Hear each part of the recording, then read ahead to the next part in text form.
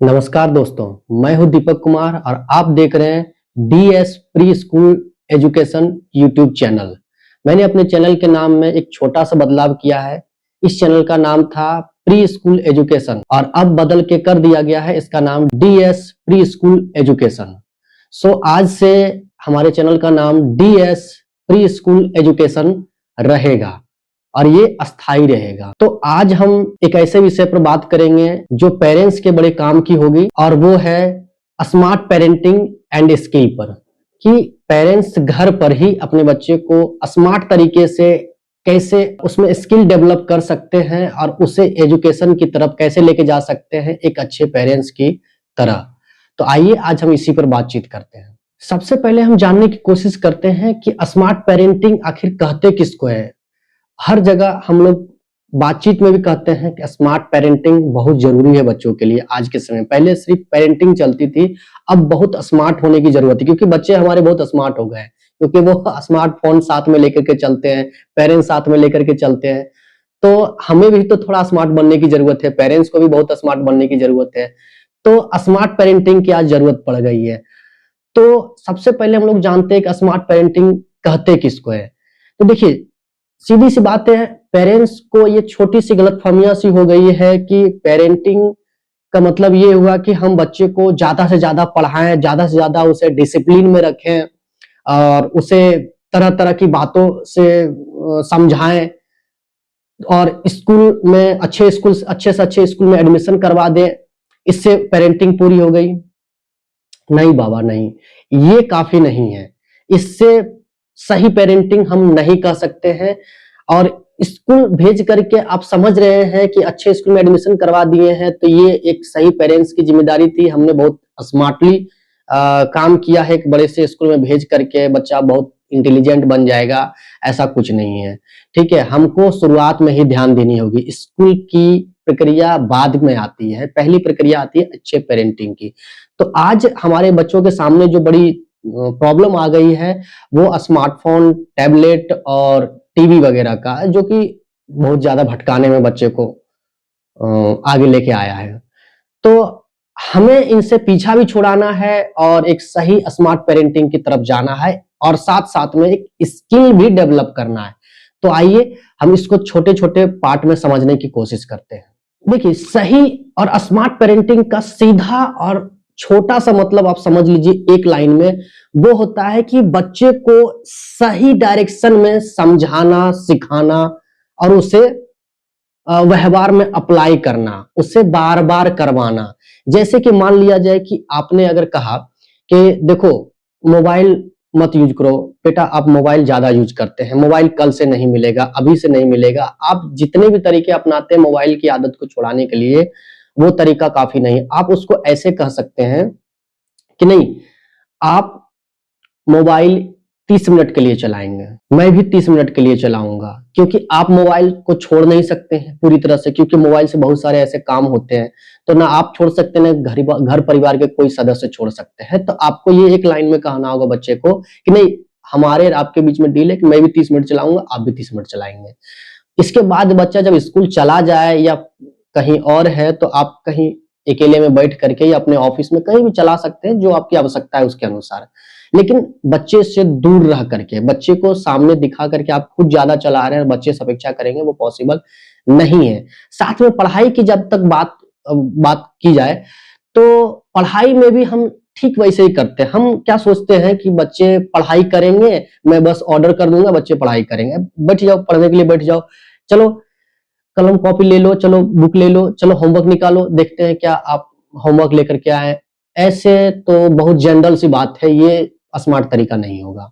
तो हम उसे कैसे और बेहतर तरीके से, स्मार्ट तरीके से उसे पढ़ाई की तरफ लेके जा सकते हैं और उसको पढ़ाई से जोड़े रख सकते हैं। लेकिन सबसे बड़ी बात है कि हम एक छोटी सी बात को समझते नहीं हैं। हम लोग स्कूल भेज दे देते हैं, स्कूल से आ जाता है, होमवर्क पूरा करवाने का पूरा ठेका अपने माथे पे उठाए हुए हैं कि हम लोग करवा लेंगे। आपका काम है बच्चे को समझना। पहले आप ये समझिए कि आपका बच्चा है, आप उसकी खूबियों, कमियों को अच्छे से जानते हैं। आप अपने बच्चे को समझिए कि उसकी रियल प्रॉब्लम क्या है। आप तो रोज ट्राई कर रहे हैं, उसे पढ़ाने की कोशिश कर रहे हैं, उसे बैठाने की कोशिश कर रहे हैं, लेकिन वो बैठने तक के लिए तैयार नहीं, बहुत काफ़ी भटका हुआ है। तो एक स्मार्ट पेरेंट वो होते हैं जो सबसे पहले अपने बच्चे को समझते हैं कि मेरा बच्चा रियल में पढ़ना क्यों नहीं चाहता है, वो भटक क्यों रहा है, उसका मन पढ़ाई में लग क्यों नहीं रहा है, वो किस तरह की बातें कर रहा है, किन दोस्तों के साथ में वो टहल रहा है, किन बातों को वो सबसे ज्यादा तरजीह दिए जा रहा है।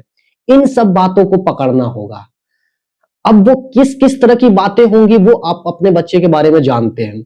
मैं नहीं जानता कि आपके बच्चे की किस तरह की प्रॉब्लम हो। अगर आपको ऐसा लगता है कि ये इस तरह की प्रॉब्लम है तो आप तुरंत कमेंट बॉक्स में लिखें और मुझे बताएं। मैं कोशिश करूंगा उस पर एक नई वीडियो नई सीरीज से लाने की कोशिश करूंगा इस आज के संदर्भ में लाने की कोशिश करूंगा कि इस संदर्भ में आप आज के जो प्रॉब्लम है आज के प्रॉब्लम को समझते हुए आप उसे कैसे सॉल्व कर सकते हैं। फिलहाल हम लोग टॉपिक पर आते हैं।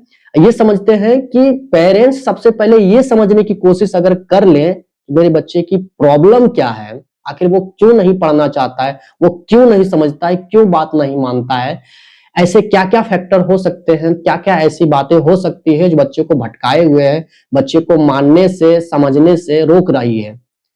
या कोई ऐसे रिलेटिव हो सकते हैं, दोस्त हो सकते हैं, घर का कोई ऐसा प्रॉब्लम हो सकता है, घर में झगड़ा झंझट भी हो सकता है, घर में वातावरण बहुत अच्छा नहीं हो, पढ़ने का माहौल नहीं हो, पेरेंट्स आपस में बहुत एकता के साथ में नहीं रहते, शांतिपूर्ण नहीं रहते हो, फालतू की राजनीति की बातें हो रही, ये सब चीज खुद भी समझना होगा और बच्चे से भी समझने की कोशिश करना कि बच्चा आखिर ऐसा कर क्यों रहा है, उसका व्यवहार ऐसा बदल क्यों गया है।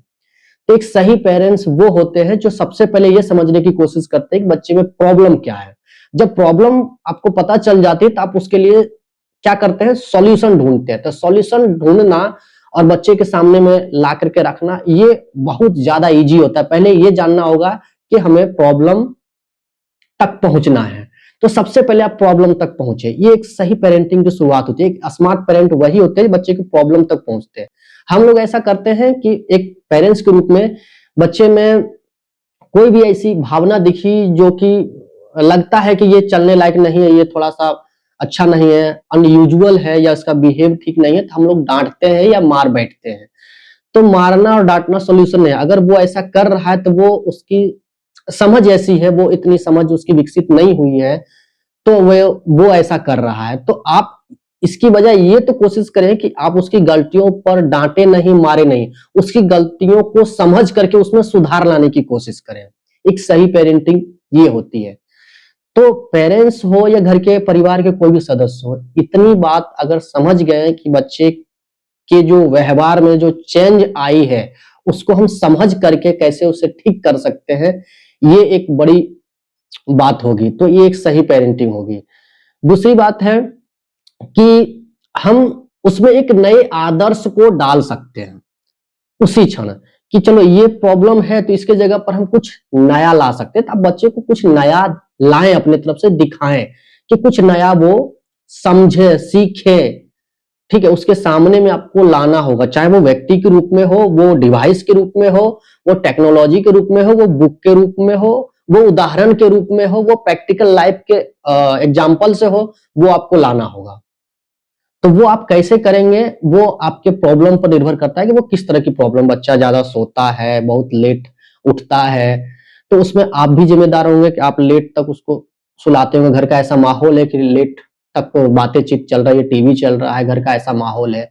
तो ये सब चीज छोटी-छोटी बातें हैं, इस पर आपको ध्यान रखना होगा। बच्चा ऐसा कुछ नहीं है कि बहुत बुरा पैदा होता है, वो ऐसा वातावरण होता है जिससे वो ऐसा बन जाता है। तो वो आप वातावरण को देखें, ये एक सही तरीका है। दूसरा है एक स्मार्ट पेरेंट।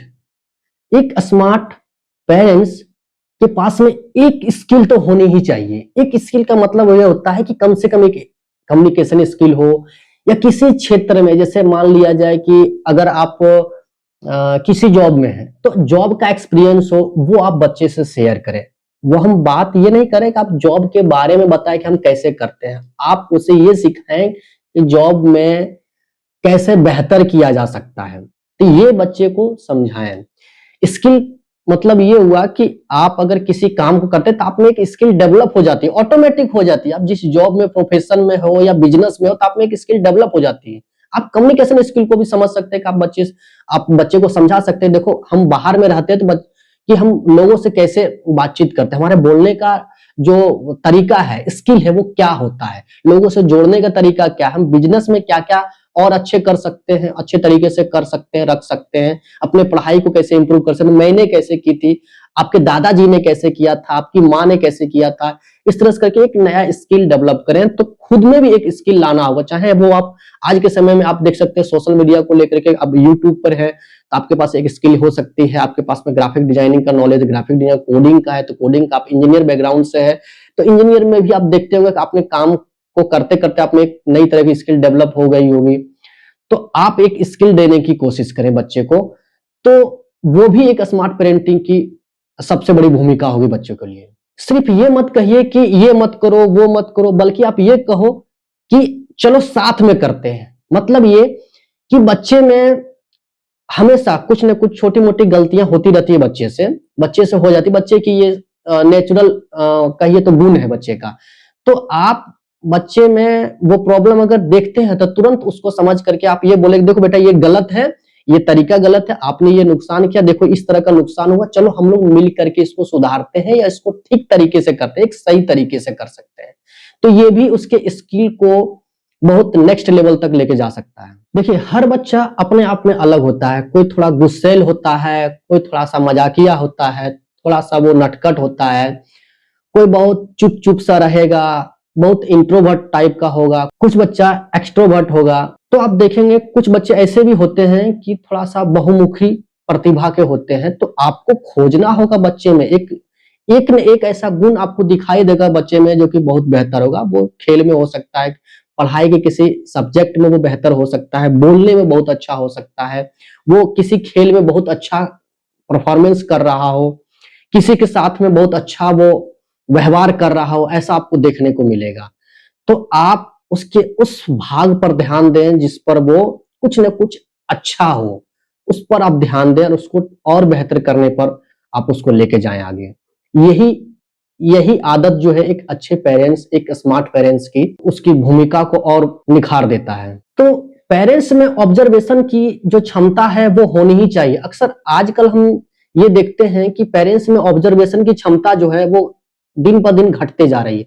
अपने बच्चे तक को वो समझ नहीं पाते हैं ठीक से और वो जाने अनजाने में शर्मा जी के बच्चे से तुलना कर बैठते हैं। तो वो तुलना का भाव भी आप अपने आप में देखें, ऑब्जर्व करें कि आपके बच्चे में क्या प्रॉब्लम है, किसी से तुलना मत करें। तो आप अपने ऑब्जर्वेशन कैपेसिटी को बढ़ाएं अपने बच्चे को समझने में। और ये बात सिर्फ बच्चे के लिए लागू नहीं होती बल्कि ऑल फैमिली के लिए भी लागू होती है। देखिए एक तरह की और स्किल की हम बात कर ही रहे हैं तो एक तरह की और स्किल को हम समझने की कोशिश करते हैं कि बच्चे में एक इमोशनल स्किल तो होती ही है पहले से, जो कि हर बच्चे में होती है। आप उसको भी पकड़ करके आगे अगर बढ़ेंगे तो आपको बहुत कुछ मिल जाएगा उसके अंदर में। बच्चे बच्चे जो होते हैं माँ बाप से जन्म से ही जुड़े हुए रहते हैं इमोशनली। बच्चे के पास वो सेंस नहीं होता है कि वो अपने दिमाग से किसी से जुड़ा हुआ हो। पेरेंट्स से, खास करके बच्चे के जो माता पिता है वो उससे इमोशनली जुड़ा हुआ रहता है। तो इमोशनली अगर उस पर आप काम करते हैं, उसके इमोशन पर आप उसके इमोशन को समझ करके अगर निर्णय लेते हैं तो ये भी उसके बच्चे की एजुकेशन में बहुत ज्यादा सुधार ला सकता है, बच्चे के हैबिट में बहुत ज्यादा सुधार ला सकता है।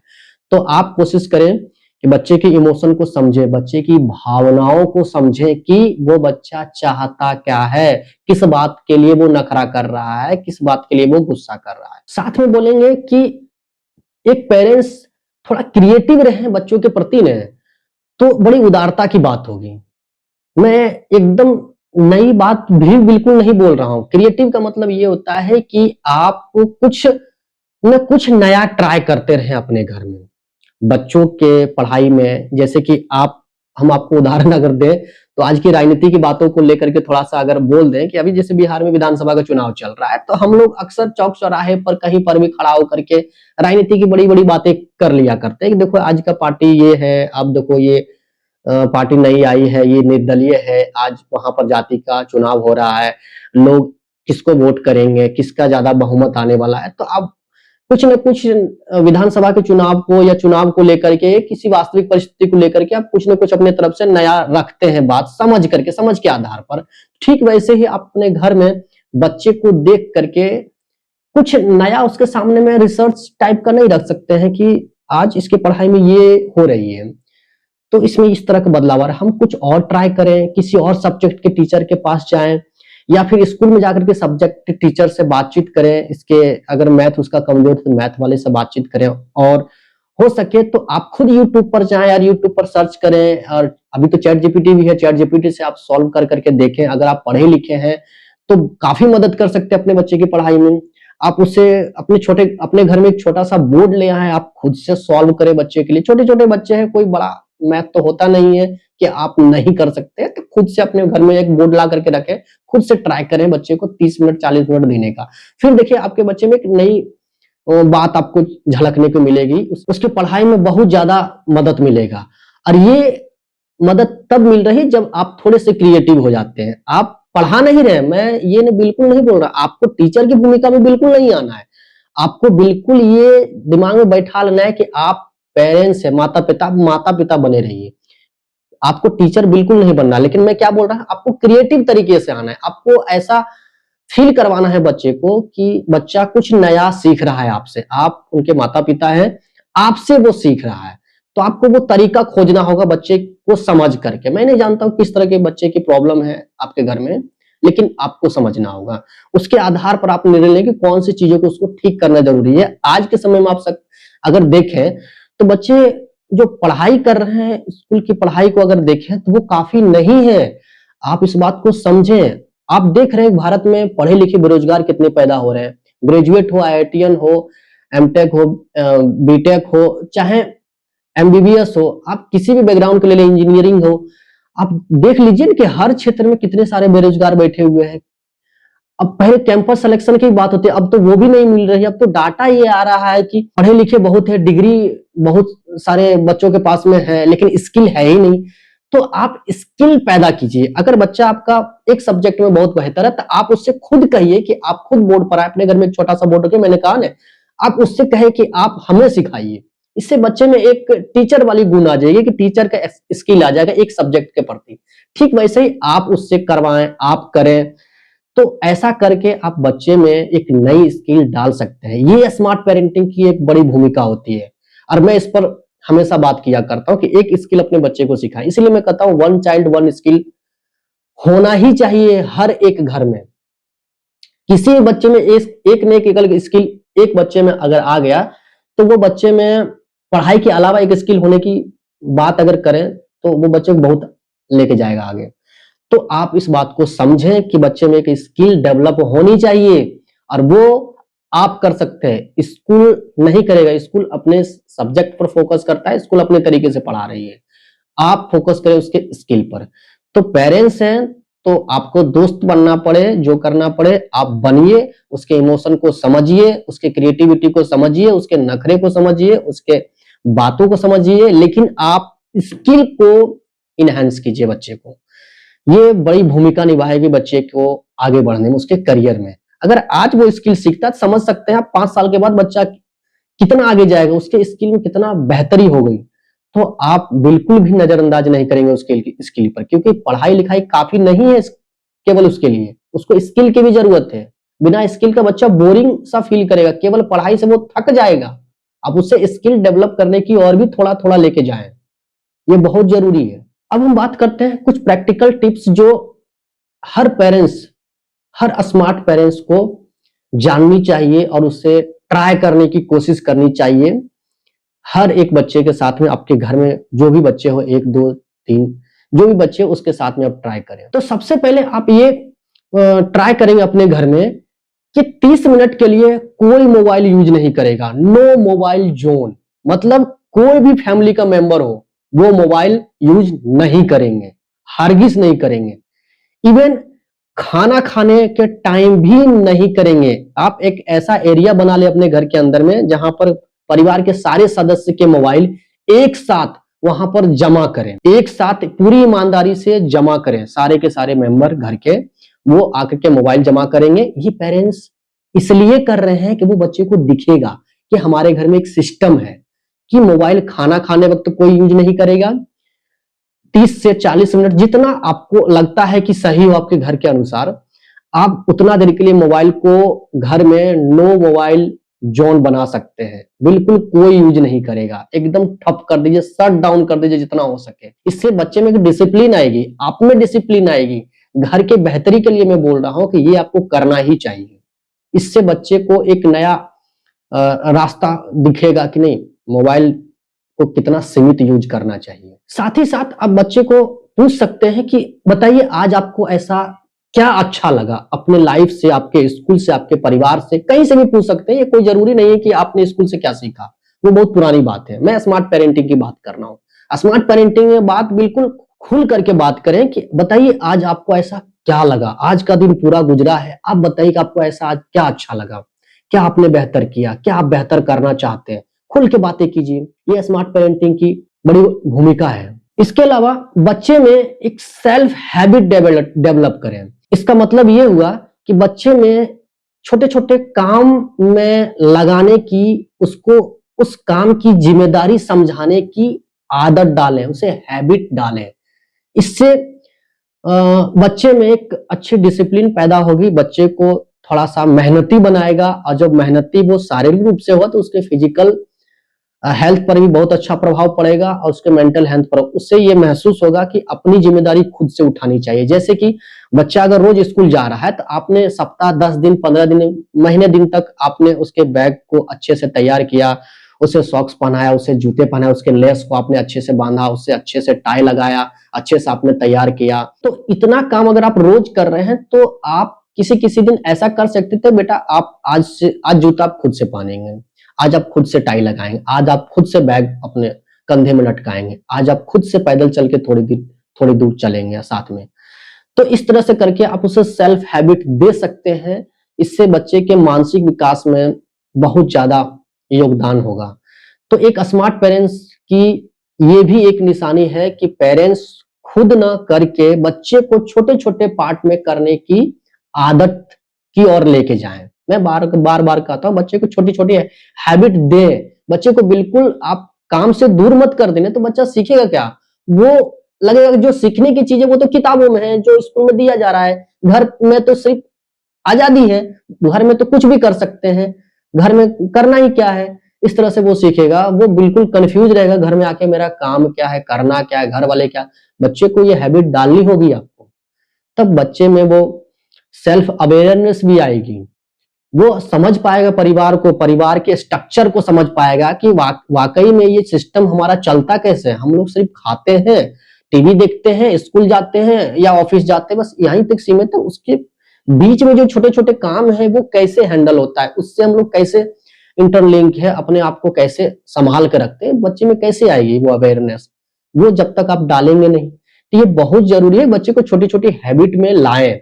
वो बहुत भारी काम नहीं होता है बच्चे के लिए। आप उससे पानी लाने के लिए 1 गिलास बोल सकते हैं कि नहीं, आप उसे कैसे हाथ में पकड़ के लाना चाहिए, आप मोबाइल का यूज कैसे करना चाहिए, आपको क्यों नहीं करना चाहिए, इन छोटी छोटी बातें से आप उसको अवेयर करें। अगर समझता है, उसे करता है, तो उसकी प्रशंसा भी करें, उससे शाबाशी दे, उसे थपथपाएं। तो आप उसे प्रॉमिस करें कि बेटा आपने बहुत अच्छा काम किया, इसके लिए हम आपको घुमाने के लिए लेके जाएंगे। आप उसे घुमाने के बहाने भी बहुत कुछ सिखा सकते हैं। मतलब वो एक लिंक रहेगा, एक चेन बनता चला जाएगा आप जब सिखा रहे होंगे। तो पेरेंट्स में वो स्किल आ जाना कि हम बच्चे को कैसे हैंडल करें।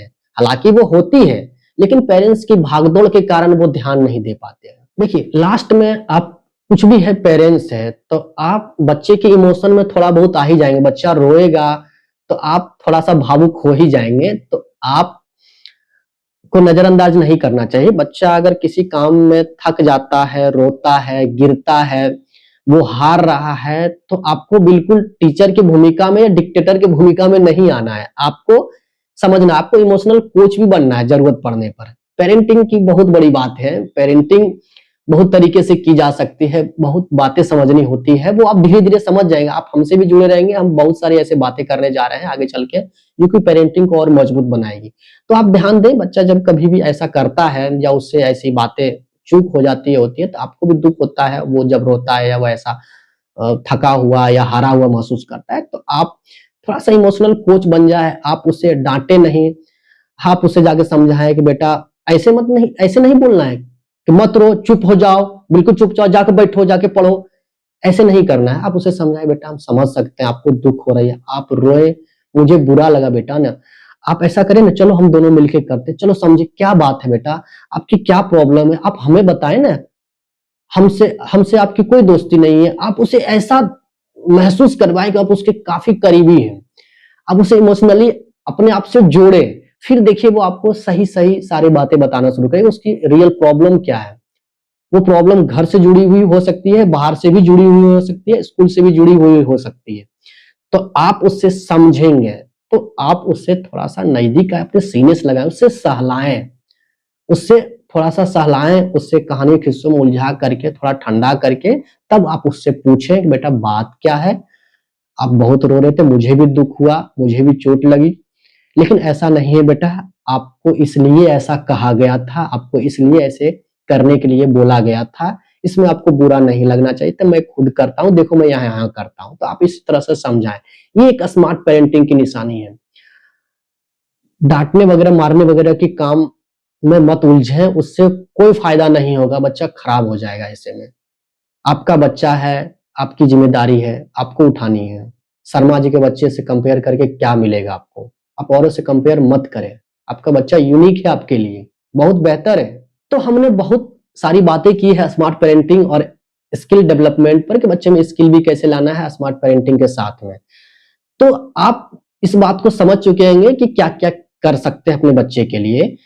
तो इतनी सारे बातें समझ करके हम बच्चे में बहुत कुछ बदलाव ला सकते हैं। जब माता पिता स्मार्ट पेरेंटिंग करते हैं या इस तरह के तरीके अपनाते हैं, तो बच्चे में बहुत तरह के बदलाव आते हैं। सबसे बड़ा बदलाव जो आता है उसके कॉन्फिडेंस में, बच्चे के कॉन्फिडेंस में, उसके भरोसे में, उसके इरादे में, ठीक है, वो बहुत ज्यादा मजबूत होता है, अंदर से बहुत साहसी फील करता है, उसे भीतर से टूटा हुआ महसूस नहीं होगा, वो बहुत मजबूत फील करेगा। दूसरा, वो खुद से सीखने की प्रक्रिया में आ जाएगा, वो खुद से सीखेगा, वो नकल नहीं करेगा, वो बहाना नहीं बनाएगा, वो भागेगा नहीं। क्यों? क्योंकि आपने ऐसा किया ही नहीं, उसे जीतना सिखाया, उसे लड़ना सिखाया है, उससे साहस दिया है, तो वो आगे बढ़ेगा। तीसरा है वो अपनी फीलिंग को शेयर करेगा। जब तक वो बच्चा अपनी खुद की फीलिंग को आप तक शेयर नहीं करेगा, आपको बताएगा नहीं, तो आप उस पर काम कैसे करेंगे, आप उसके सुधार के लिए कुछ कर नहीं पाएंगे। तो बच्चा वो शेयर करना शुरू करेगा, बताना शुरू करेगा। क्यों? क्योंकि आप उसके करीब आए, आप एक सही पेरेंट, आप एक स्मार्ट पेरेंट है, इसीलिए। और चौथा है, वो तो सबसे यूनिक है, बच्चा आपका एक सही इंसान बनेगा, जो कि आपका साथ कभी नहीं छोड़ेगा और किसी का साथ नहीं छोड़ेगा। और ये तभी पॉसिबल है जब आपका साथ आज वर्तमान में सही पेरेंट्स के रूप में होगा। तो अंत में मैं यही कहूंगा कि एक सही पेरेंटिंग, एक स्मार्ट पेरेंटिंग बच्चे को परफेक्ट नहीं बनाती है। ध्यान रखिएगा, अंडरलाइन कर लीजिए, बच्चे को परफेक्ट नहीं बनाती है, बच्चे को प्रिपेयर बनाती है। ध्यान रखिएगा, बच्चे को तैयार करता है, एक सही तैयार करता है, सही तरीके से तैयार करता है, और वो एक दिन आगे चल के एक सही इंसान बन करके, एक मजबूत इंसान बन करके, एक सही निर्णय के साथ में अपनी सफलता को इतने ऊंचाई तक लेके जाता है कि घर परिवार सबका नाम रोशन करता है। वो कभी भी डिप्रेशन में नहीं जाता है, वो कभी भी गलत रास्ते पर नहीं जाता है, सही तरीके से पढ़ाई की तरफ जाता है, अपने आप को सही डायरेक्शन में रखता है। और वो तब पॉसिबल है जब ऐसे पेरेंट्स हो जो उसका साथ दें। स्कूल अपना अपने तरीके से काम कर रही है, आप अपने तरीके से काम करें। तो दोस्तों, स्मार्ट पेरेंटिंग कोई जादू नहीं है जो कि चला दें पेरेंट्स और हो जाए। स्मार्ट पेरेंटिंग का मतलब सीधा सा है कि बच्चे के साथ में हर रोज जुड़े, उसकी भावनाओं के साथ जुड़े, उसके गलत सही फैसलों के साथ में जुड़ करके, उसकी समझ करके, उसे ठीक करते हुए हर रोज कंसिस्टेंट रहे अपने बच्चे के साथ। ऐसा नहीं कि किसी एक दिन आकर के आप बैठ गए, समझ लिए, छोटी सी बातों पर उसको सपोर्ट कर दिए, बस हो गया, नहीं, इससे काम नहीं चलेगा, उसके बहुत गहरे उतरना पड़ेगा, क्योंकि बच्चा आपका है। तो ध्यान रखें कि बच्चा आपका है, बच्चे की कमियों खूबियों को आप जानते हैं, सुधारेंगे आप, ये आपकी जिम्मेदारी है, एक स्मार्ट पेरेंट की जिम्मेदारी है। तो आज के लिए इतना ही, हम लोग फिर मिलते हैं किसी और वीडियो में, तब तक के लिए धन्यवाद।